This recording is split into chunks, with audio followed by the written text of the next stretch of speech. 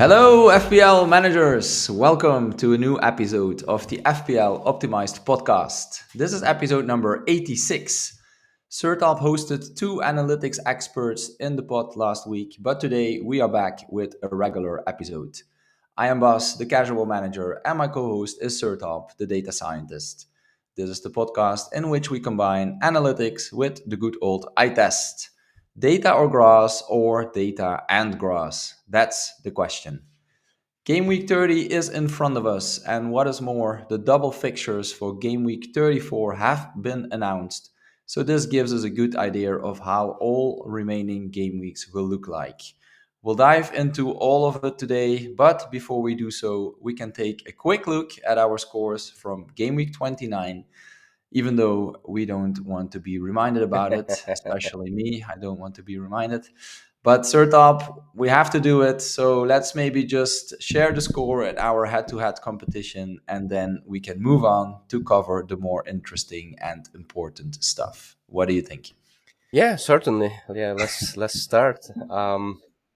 So I won the head-to-head competition this week. I finished with 21 points. I can't believe that I finished with 21 points and still won. Yeah. My OR now is 1.1k, which is pretty good. Yeah. Wow. And Cool. but I use my free hit, so Yes. getting 21 points on a free hit is a little bit funny, but this is possible, and it happened, and lots of people even got less points. That's how I got the green arrow. Yeah. But let's hear from you. You didn't use your free hit, but yeah. I didn't. No, I didn't. And I took one hit, if I remember well. I brought in Reggie on. He got a red card, so I think that was a -3.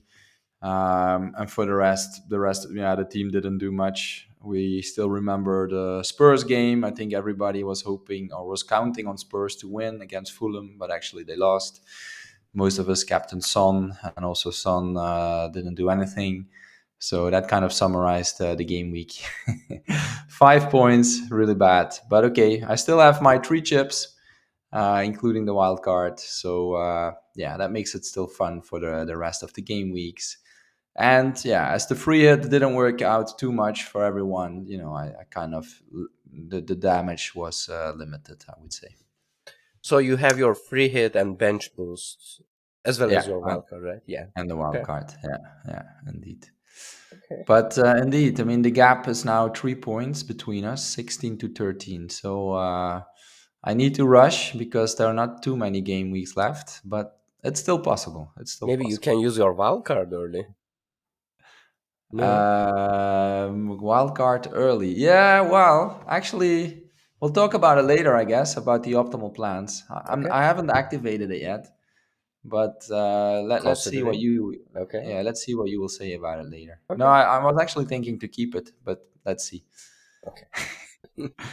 Well, I'm sure we'll get to it. But first, let's take a look at the fixture ticker. Who are the teams we should be betting on? So, fixture ticker. So we have Liverpool at the top of this list. So they have a double in game week 34, and they have I should say, three game weeks of good fixtures starting this game week. It is Brighton, and their offense point average is 5.7. And in game week 31, they play against Sheffield, and their offense point average is 6.0. So it's pretty good fixtures back to back. And in game week 34 with the double game week, the point average of offense players is 8.3. So, yeah, Liverpool is essentially a good team to target. And you can see Salah in almost every optimal team. We will talk about it. And also sometimes Darwin. But also defensively, it is okay. I mean, Sheffield is a good game again in game week 31. And then obviously they have a double in game week 34. So it is not surprising to see Van Dijk in optimal teams. Okay. So yeah, essentially Liverpool is a good team to target. Yeah, that makes sense. Okay. And in second rank we have Manchester City. Well, they are always, in top 3 anyway. But they have so this game week is a little bit tough. They are playing against Arsenal, but they have Aston Villa game in 31, which is favorable defensively. in game week 32 and 33, they play against Crystal Palace and then Luton Town. Yeah. Both defensively and offensively good fixtures. So their only challenging fixture here is Brighton, after the Arsenal game this week, obviously. Okay. But if you are kind of considering the free hit in 34, then Manchester City is one of the best teams to target. Yeah, because their fixture after that game week is Nottingham Forest, again, a favorable fixture. And even Brighton, right? Even Brighton, attacking wise, and even defensive, I would say it's not a bad game either. not a bad game, yeah. No. Um, Okay. in the third rank, we have Arsenal. They have a tough fixture this week against Yeah. Manchester City, but then they play against Luton Town. Defensively, Yeah. a good fixture, and then they have a double in 34. And then we have Newcastle. So the only favorable fixture here is Sheffield United game in game week 35. But remaining of the fixtures are like average. I mean, they are not the best, but they are certainly good if you have the right players. And it's not surprising to see Newcastle players. And then we have Chelsea. They don't have any favorable fixtures making to the top 10 percentile, but in average they have good fixtures, more or less. Yeah. Everton comes sixth. They have a double Right. in game week 34, Nottingham Forest and Liverpool that game week. And that might be a consideration, especially if you are going to be on a free hit. Bournemouth, they have a double again in game week 34. Remaining of the fixtures are a little bit tough. Average again. No unfavorable fixtures, but again, no favorable fixtures at the same time. Wolves have a double again, so they come next. In the 9th place, we have Tottenham. Tottenham has, one of the best fixtures this game week. They play against Luton Town, so their offense point average is 5.7. But they are blanking in game week 34. That's the reason why they are so low on this list. But again, depending on when you are free hitting, it is not surprising to see Son and Pedro Porro in the optimal team. I think I have seen him, those two, in almost every optimal team. And then we have Manchester United in the 10th place. So their only favorable fixture in this horizon is in game week 34 against Sheffield United.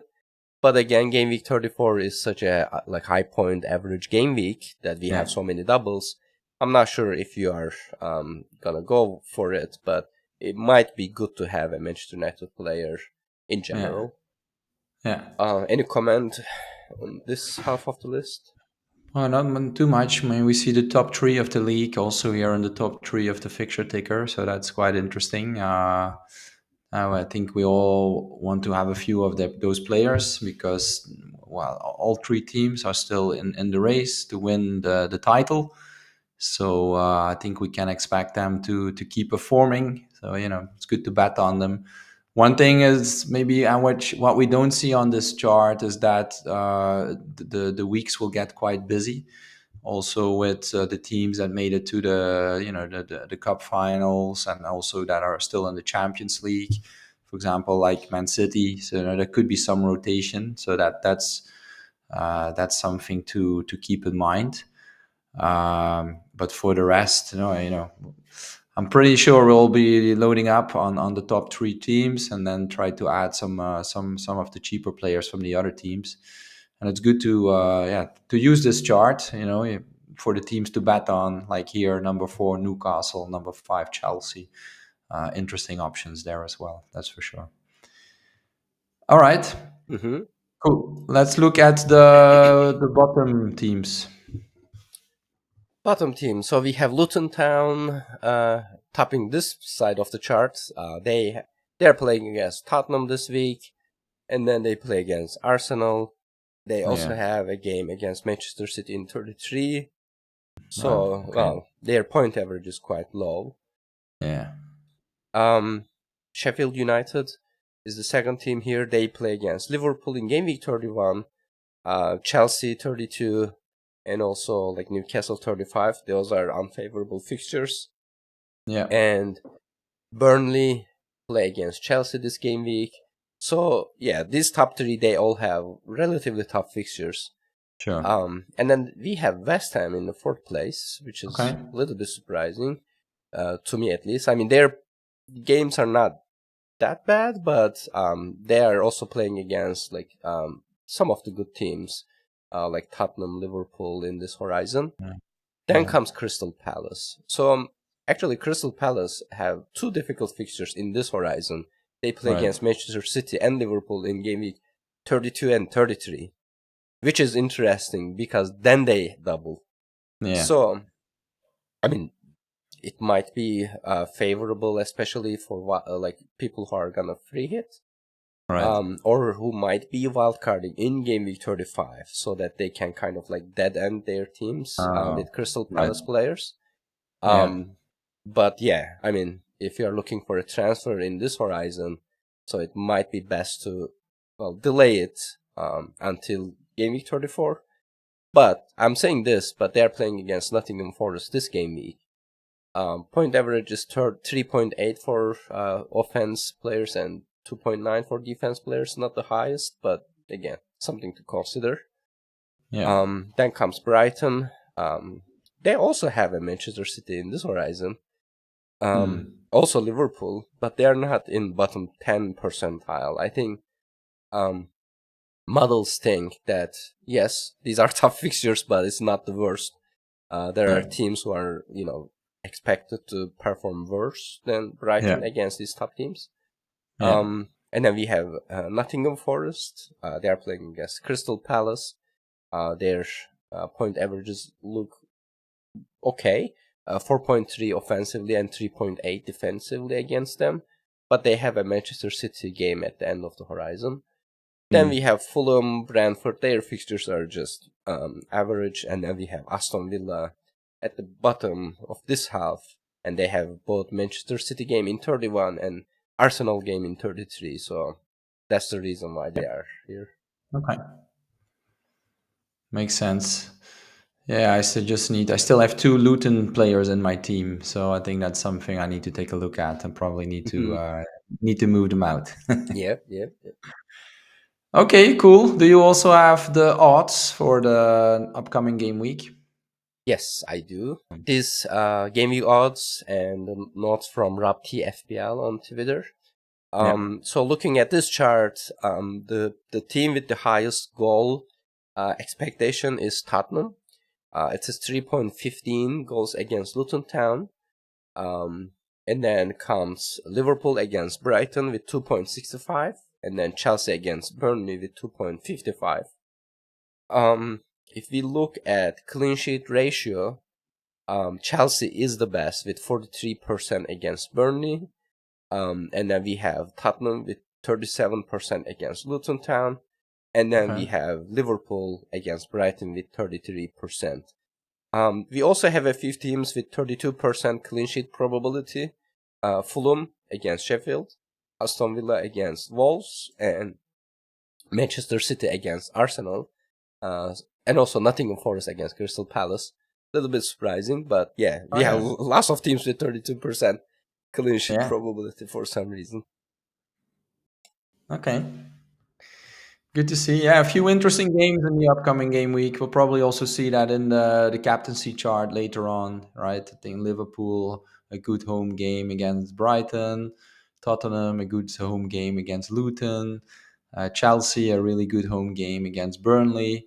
So, yeah, some really nice games. And then there's also, of course, a big game with City against Arsenal. So it's looking to be a nice weekend football wise. A bit more interesting than the previous one where we just had 4 rather True. boring games. True. Okay, so yeah, we looked at the fixture ticker, we looked at the odds. Shall we look at the optimal team already, or did you have something else in mind? Yeah, let's talk with the optimal team, but Okay. I will talk about the optimal wildcard team from a different perspective. Now that we have a limited time left, most people have their bench boost. Well, Yeah. obviously, lots of people have their wildcard. That's what we Yeah. are talking about, and also some people have their free hit. And obviously, timing of these chips are important. So I try to compare, how it looks for Wildcard 30 alone, if you don't have any chips left. And also checked what happens if you have free hit 34, bench boost 37, if you use them together, or if you reverse the order, because I have seen some people talking about bench boost 34 and free hit 37. Right. So the solver gives as an objective score of 663 for Wildcard 30 alone, no chips. Okay. And this is this means a lineup points of 640. So I won't go into details of these numbers, but it is good to know these numbers in comparison. And I will only talk about the increments these chips bring. So if you have free hit 34 on top of Wildcard 30, it only brings 3 more points in terms of lineup. So you're not getting anything too much by using free hit 34. But there's a big but here. The objective score goes up 13 more points. And objective score is what we use for decision making if this was an automated algorithm.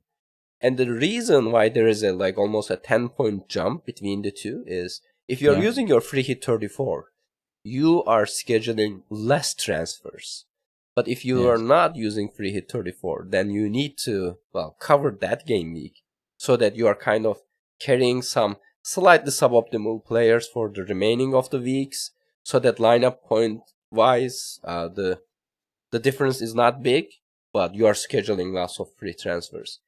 Which means if one of your players gets rotated or injured, then you will be in a bad shape. So that's the main advantage of free hit 34 if you only have free hit. If you only have bench boost and you are planning to use it in 37, you get 15 more lineup points, which is pretty decent for bench boost. And in terms of objective, it is 14 more points, which is great. If you use both free hit and bench boost at the same time, you see a huge advantage. Like we said that free hit brings 3 more lineup points and bench boost bring 15 more points.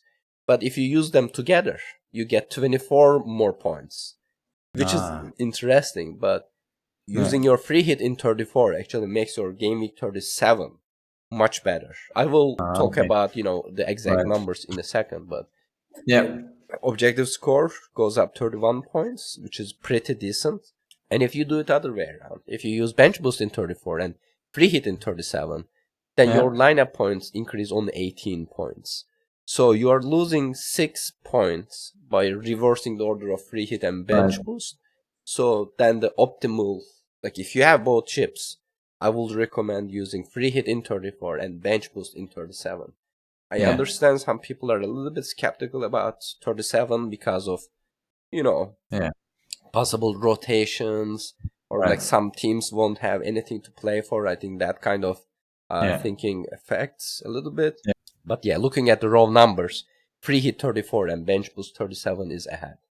And if you look at the details a little bit, I know this might be a little bit too small if you are watching on YouTube, and it might be scary, but I will summarize my point very quickly here. If you are just using your wildcard and no chips at all, you can get 92 points EV in game week 34. That's pretty good, an average point of 92. If you are using your free hit, you can make it hundreds. So just, wildcard this week and then free hit in 34, you can increase 8 more. But at the same time, using free hit there increases your EV in other places too, because then you won't need to cover game week 34 so that you can have better selections. That's why the, points are increasing a little bit. But if you use bench boost in 37, so wildcard 30 alone, you can actually plan for the game week 37 nicely and get 99 average points in EV. But with the bench boost, it is 118, which is great.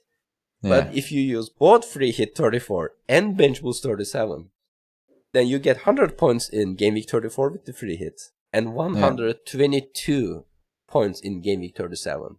So that's why these chips work so well together.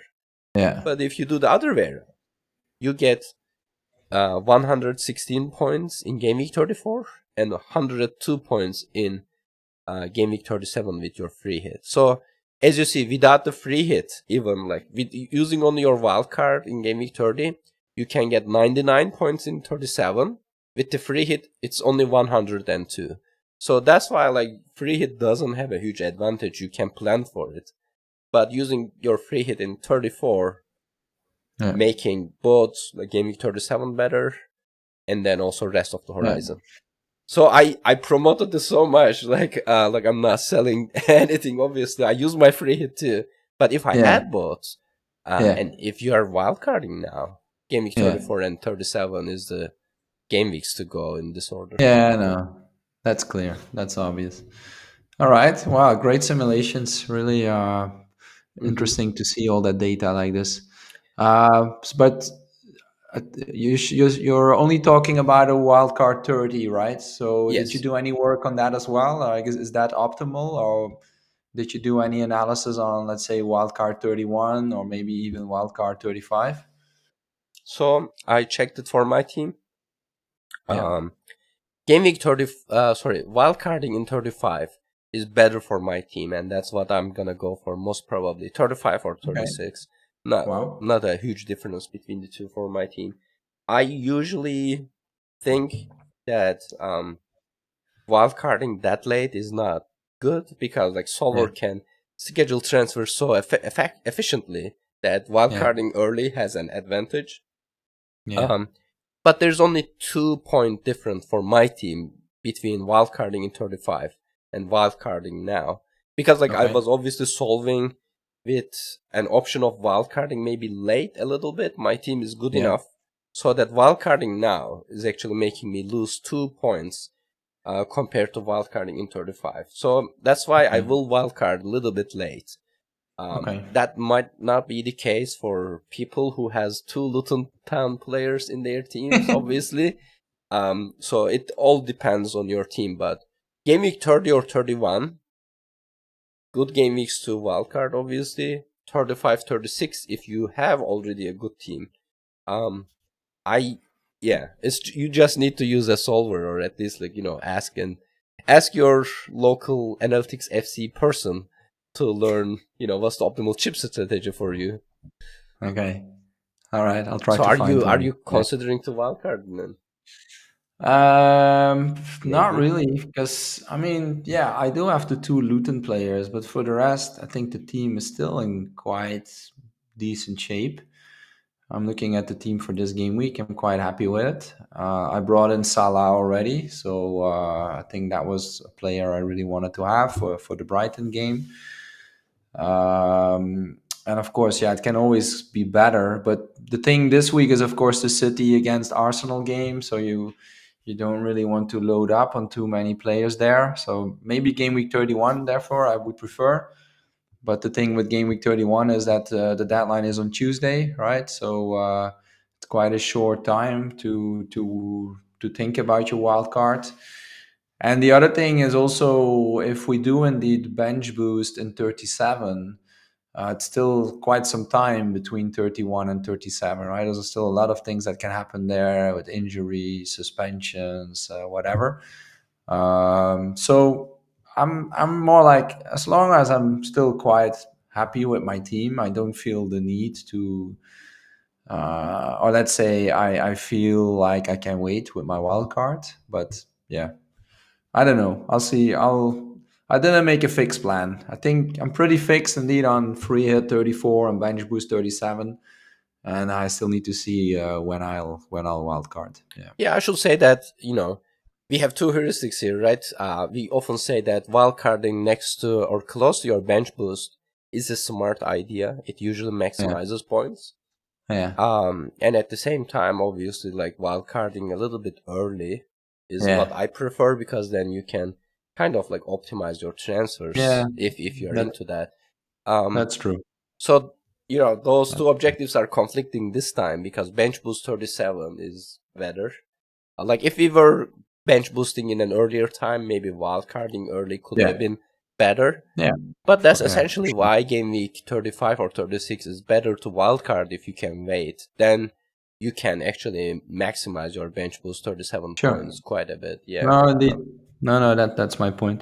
Yep. But yeah, you're right. If you wildcard in 35, then yeah, the season ends in 38, right? So there's not so much time left. So that's of course the argument against wildcarding late. You're not really benefiting from it too much. But as long as your team is still in quite good shape, then maybe you can Yep. survive without wildcarding. So it's very much team dependent, Yep. as always. Yep. Yep. Yep.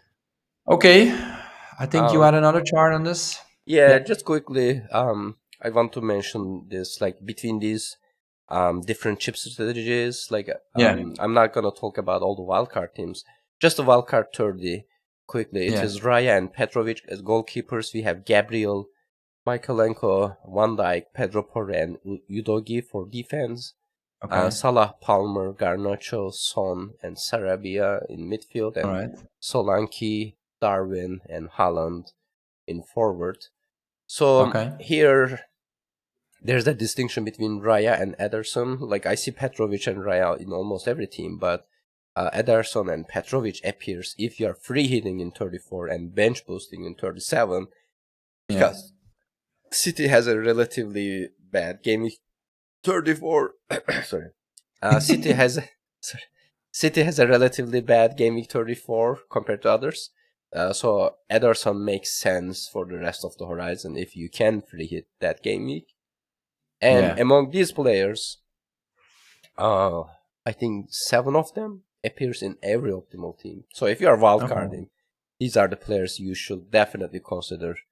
These are Yeah. Gabriel, Pedro Porro, Salah, Palmer, Son, Solanke, and Haaland. So they appear in every team, every chip combination. Okay. So Garnacho appears in most, except bench boost 34 and free hit 37.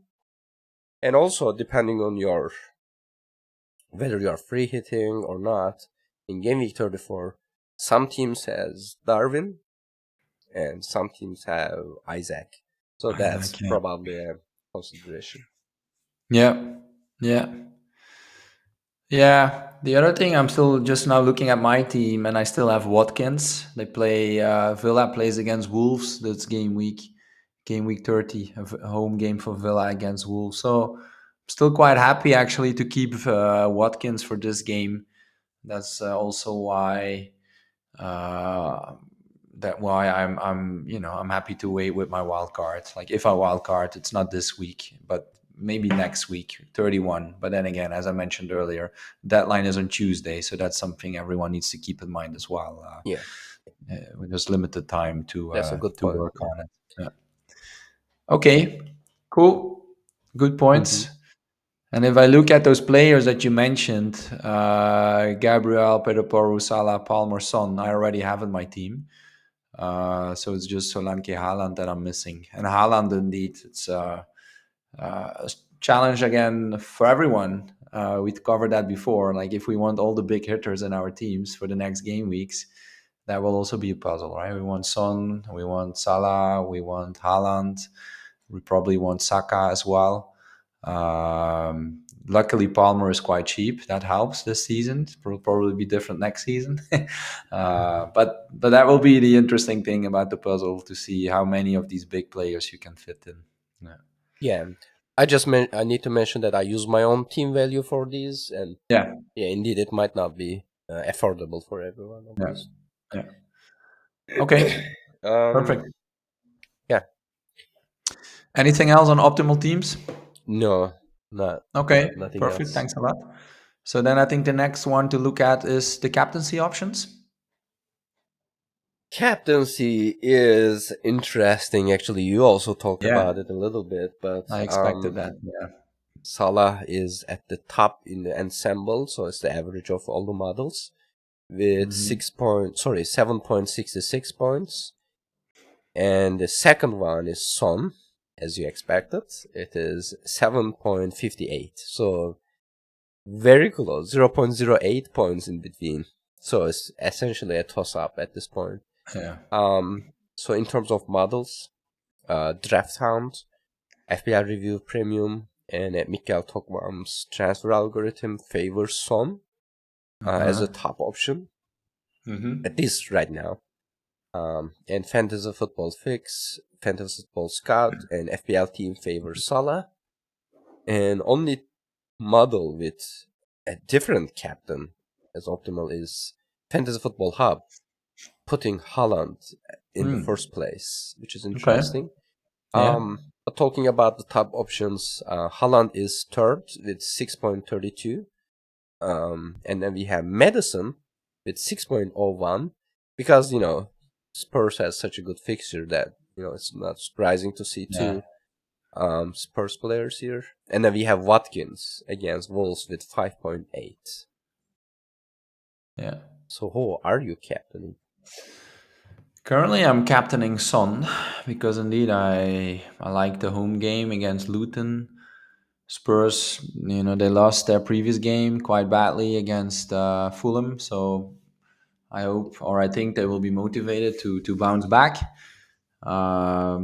So I have it on Son, but indeed I'm thinking about Salah as well. Very good home game for Liverpool against Brighton, and I also like Palmer at home against Burnley. So three good options, difficult to choose from, but I'll likely keep it on Son, I think. And you? I think I will captain Son. Well, I usually follow FPL Reviews model, and I also Okay. use Mikhail Tokman time to time, and both of them are favoring Son at the time. So, yeah. Okay. All right. Cool. Okay. So we covered a lot, and we're quite ready, I would say, now to approach game week 30. Yeah. So that concludes our usual content. But earlier this week, FPL also announced a new game called FPL Challenges, I should say, because there will be a new challenge each week. So, Sertalp, did you get excited about it, and did you do any simulation for it already? So yeah, it's an interesting game. To be honest, I'm really excited to play it. I understand that not many people are so excited about it. Some people think, FPL is already killing me slowly. Like, why do I need to play another game?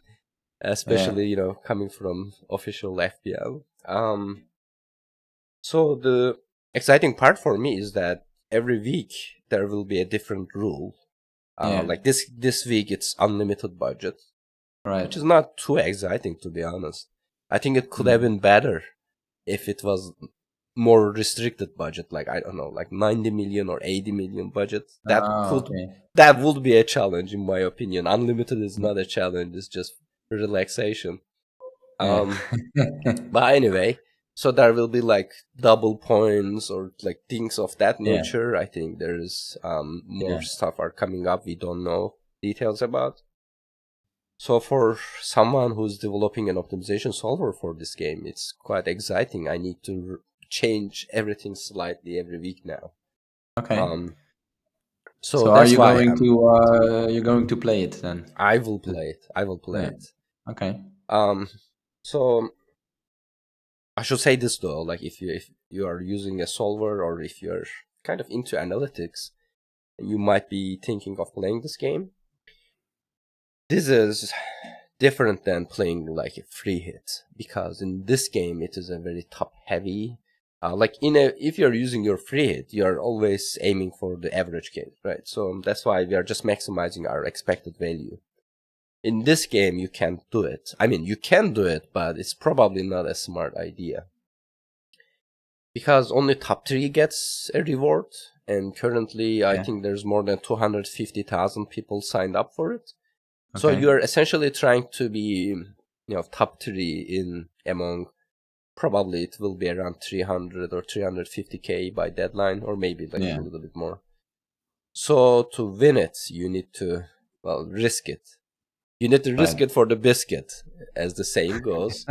Um, Okay. Meaning that you need to probably get multiple defense from the same team, hoping that they will keep a clean sheet and you will get a Right. massive haul. And the Yeah. reason for this is obvious. You're increasing your variance so that instead of trusting, like hoping that, all of your defenders will get a clean sheet, you can bet on one team only. Yeah. And then if they keep a clean sheet, you get a huge advantage over everyone else. Yeah. Same with your midfielders and forwards. Most important thing is to not pick players from opposing teams, unlike in FPL. In FPL, it doesn't matter much. We are going for the average case.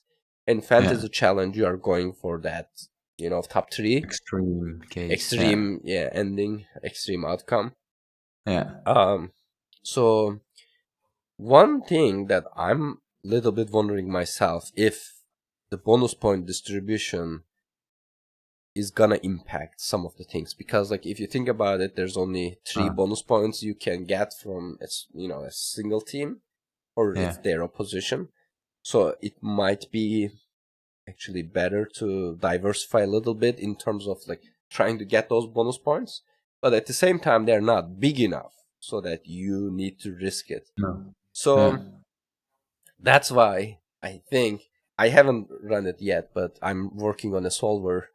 And I was also talking with Fantasy Football Trout on this, and he is also using this idea of how can I increase my variance so that I can win this thing. And one way of increasing variance is going for the players who's not owned heavily, because you will be betting against people who are picking the same player. So if you see a player almost everywhere, I mean, that's a reason to not choose that player. Funnily enough. So effective ownership will be important. Well, I don't expect people to share their teams, but if you are sharing your team on Twitter, you're essentially giving away some advantage to your rivals, kind of. Well, obviously one person's sharing their team doesn't impact anything, but if lots of people share, you can try to see, what's a player who doesn't appear in these teams and still have a good EV is the way to think about the game. I also asked Trad if he can share a team. Well, he said, first of all, this game doesn't help. If you are sharing your team with others, you're kind of like risking it, because obviously you want other players to pick other teams, other players. So this is the team he came up with. So this is a little bit closer to the template as he put in words. One thing I need to mention is the auto sub thing. Have you heard about it? Not too much. I saw people mentioning it, but I haven't really followed it too much. No. So FPL made a mistake. So they have auto sub logic in place, but at the same time you can change players until they start playing their games. So it's not a single deadline like in FPL. You can still keep making transfers. But if you do even a single transfer, auto sub won't work. So auto sub only works if you don't touch your team in terms of transfers. So then the logic is this: why don't we put some of the good players we have in our teams to bench and put 3 players who won't play in this game week? So if these players do pretty well, then you don't need to do anything. Autosub will put them in to your team. And if they do bad, then you can replace those 3 dead assets in your team with another 3 because players. they're on the bench. Exactly. So because once they play, you cannot move them. But if you don't touch your team again, it will be auto-sub, right? So this is an exploit. I feel like FPL didn't realize this at the moment, or maybe they were not too worried about it. But it creates a condition, or like this situation, where you need to bench your good players who are playing early. I should say. And I think, was there also something mentioned that you can own more than 3 players from the same team? You're right. 5 players is the limit here. 5 players, yeah. So then this team has Carson in the goal, but it's essentially going to be Dubravka, I think, once the auto sub kicks in. We have Chilwell and Disasi from Chelsea. So I think in an optimal team, you would expect to see more like players from the same team. So I actually, well, if I'm just doing this manually, I will add even more Chelsea players if I'm going to bet in their clean sheet. But we have Yeah. Pedro Porro, and then Matip, who is red flagged, and then Richarlison in midfield, who is also captain, and Oh, another dead asset in midfield, and then we have Madison and Palmer, Darwin in forward, and O'Mahony from Brighton in the forward. So you see, we okay. have like three dead assets here, Yeah. two Liverpool and one Brighton.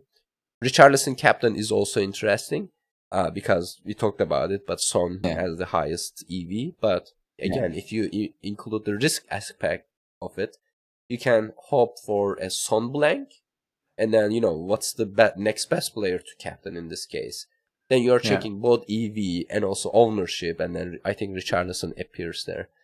There's Okay. lots of different ways to go about this game. So essentially, again, you're aiming for a high point.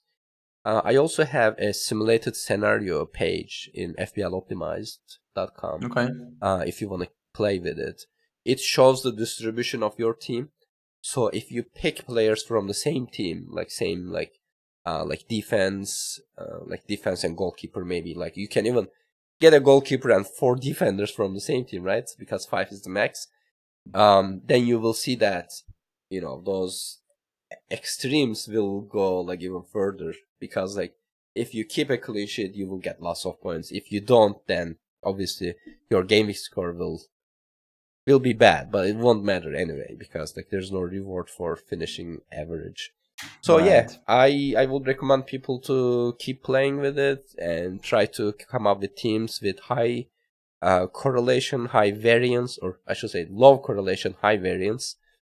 Yeah, Mm-hmm. we also have a channel now in our analytics Discord talking about this Okay. game. So I'm not surprised. if people are interested in hearing what Analytics FC is thinking about the challenge game, they can find more information. Cool. Are All you right. are you Great. not considering to play? What are you Well, thinking? not really, to be honest. For me, the regular game, it's Already too sufficient. much? Well, not too much, but it's enough for me. I'm enjoying the game. I'm engaged. I guess they also do these challenges for the managers that are less engaged, just to add something interesting every week. Personally, I don't have that problem. I'm still engaged and I'm still enjoying it. And for Okay, me, I think I'm spending enough time on FPL. I'm not really looking for option for any new options to spend even more time on it. So, and okay. listening to you talk and about all these things, taking injured players and having a bench and making changes during the weekend. I'm already getting quite nervous and Exhausted and getting nervous. quite tired from it. So I'll Sorry. leave it to you and your analytics friends. Okay. And yeah, I would say have fun with it, and hopefully you will win one of the challenges. Let's see. Yeah, maybe I will get a Okay. signed Yeah. jersey. And talking about jerseys, why don't you talk about your jersey, sir?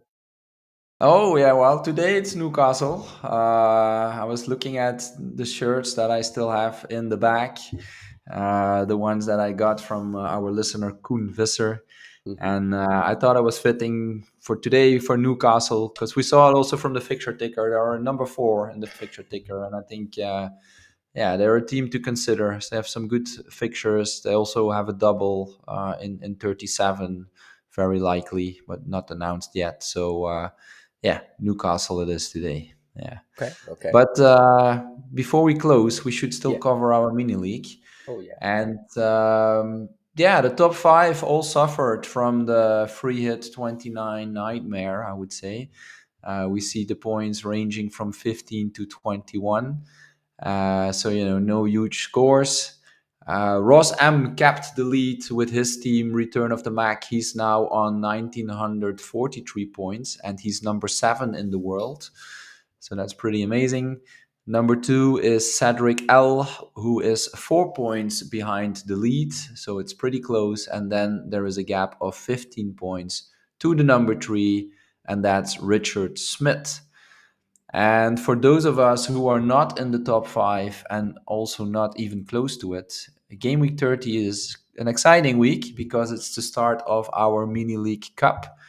And Oh, Sertalp, yeah, Sertalp, you haven't been lucky with the draw because you're up against the number three of the league, Richard Smith. really? Oh my Yes, god. you are. So, do you That's have bad. any strategy in place already to try and beat him? Well, I usually don't give my FPL decisions based on the cup games, but I will No. definitely check his team and then try to see if Yeah. my transfer this game week is actually giving me an advantage. If Oh, that's not, a good I'm gonna idea. pretend that I don't care about the cup. If it gives, then I will pretend I do. Yeah. And then the thing, of course, also is that you don't know if he's wildcarding or not. You can't Oh see yeah, that. that's true. That's true. In my case, I'll play against Walter Wright with his team Back That Pass Up. His rank is around 500k, so it's higher than mine, but at the same time, I think I can have a chance against him. So let's see. Walter, if you're listening, good luck. But yeah, I think I'll win, but let's see. Then before we end it, anything else you wanted to add, Sertop? No, nothing from my side. Okay, cool. That was it then for today. This was the FPL Optimized podcast, episode number 86. Thanks for listening and good luck with making your game week 30 decisions and with setting your team up for the final stretch of the season. And mind you, we still have 9 game weeks to go, which is 24% of the season. So it's actually quite a lot, I think. Yeah, it feels like we're almost at the end of the season, but 24% is actually still quite some games to Yeah, be yeah. played and still some points to be won. We'll certainly be back with another episode next week. Probably it will be after the game week 31 deadline, as the deadline is on Tuesday. Hmm. But let's see. Make sure to subscribe to our podcast so you'll get notified when the next episode is published. And if you enjoy our content, you can make us happy by leaving a positive review. You can also follow us on X for Sertalp. It's at Sertalp Bilal. For me, it's at BelfiBB. And we also have a separate account now for our podcast, which is at FPL Optimized. And on top, you can also find us on YouTube. And until next time, stay curious and stay analytical. Goodbye. Goodbye.